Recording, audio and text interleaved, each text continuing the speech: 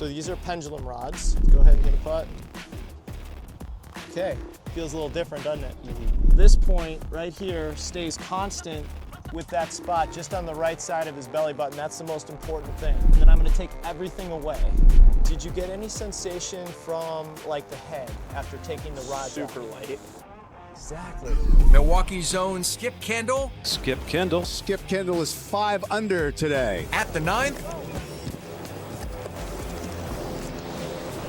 Chips in for birdie. He's tied for 3rd, 2 shots off the lead.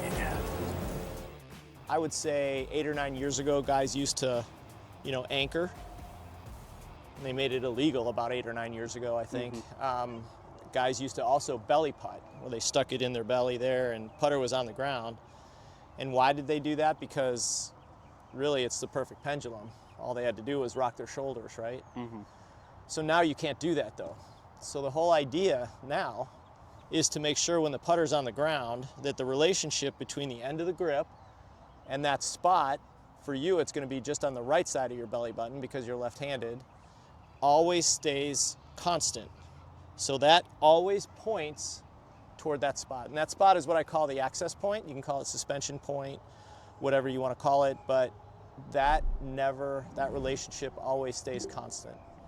So to feel that, have you ever used these before? I have not. So these are pendulum rods. So let me stick it on your putter. When you do this, it goes underneath your shoulders like that. And what it comes down to, you want to point the end of your grip towards that spot just right on the right side of your belly button. When you rock your shoulders, it will stay there automatically and you'll feel that. It won't ever lose that spot. The only way you can lose that spot if you move your hands inside of the grip. So that's going to go underneath now. So the only thing this does is it's hard to get your hands up in that ulnar deviation because the rods kind of get in the way of your arms are kind of stuck in there. So, but that's good though. Where you have it is really good. All right. So this is always, you want to try to point this just about right there. So it's going to go just a little bit forward. Okay. Now we want that really good setup. Just a little taller. All right, now go ahead and rock your shoulders. Let's go ahead and hit a putt. Okay, feels a little different, doesn't it?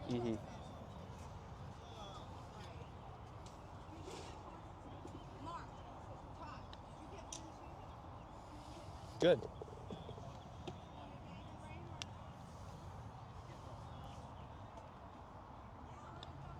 Ooh, that looked really good.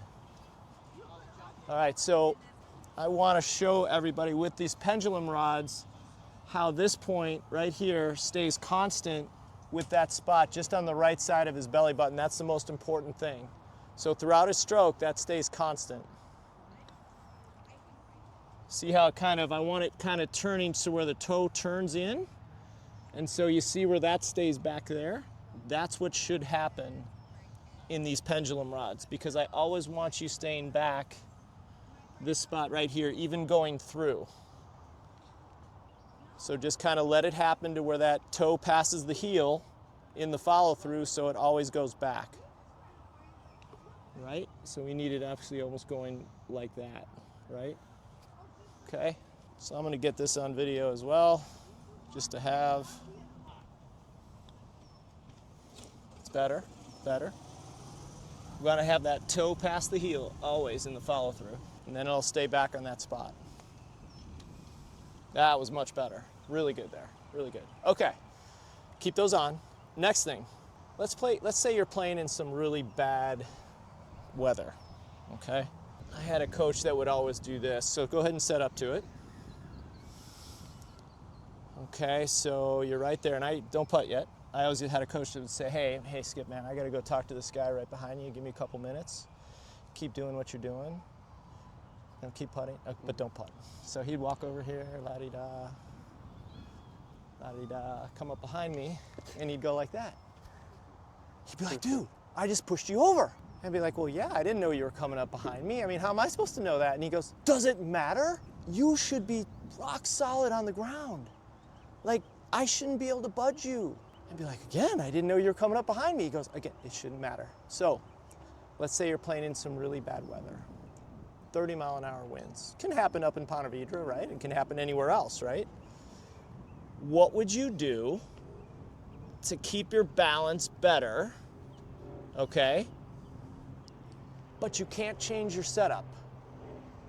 What would you do? Can't change your setup. You'd have to initialize your core. The kid's a genius. What can I say? You're about one of, did you see any of my videos from before? No. You're about, of all the students I've ever had, probably less than 5 have ever said that. I mean, that's pretty good, you know? Yes, the answer is yes. You have to engage your core. That's the way you keep your balance better. Have you been doing that when you're in bad weather or like in wind or anything? Not really. I just like know just from balance stuff, like Yeah, brilliant. engage your core when you Okay, need to. so here's what we're gonna do.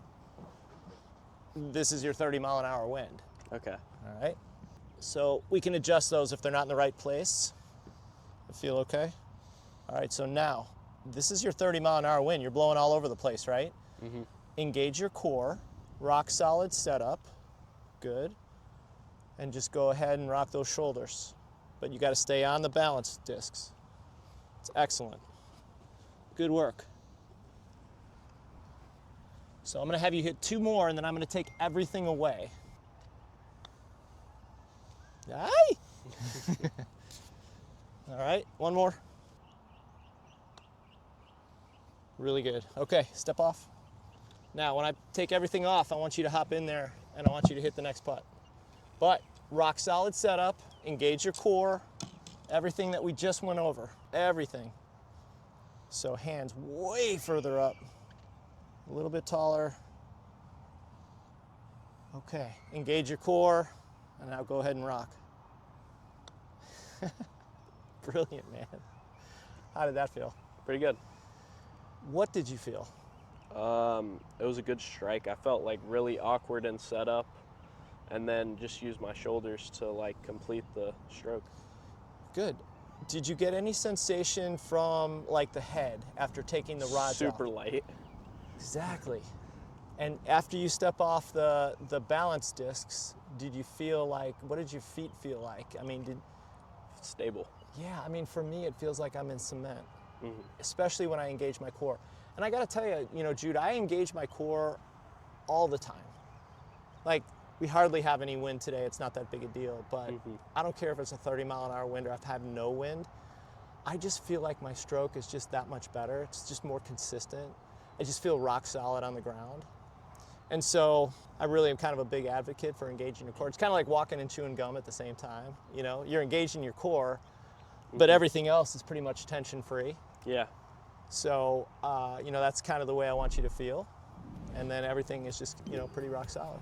I'm glad, man, you came up with the core, you came up with all this stuff, man. That's, I mean, that's pretty good. That's really pretty good. Good work.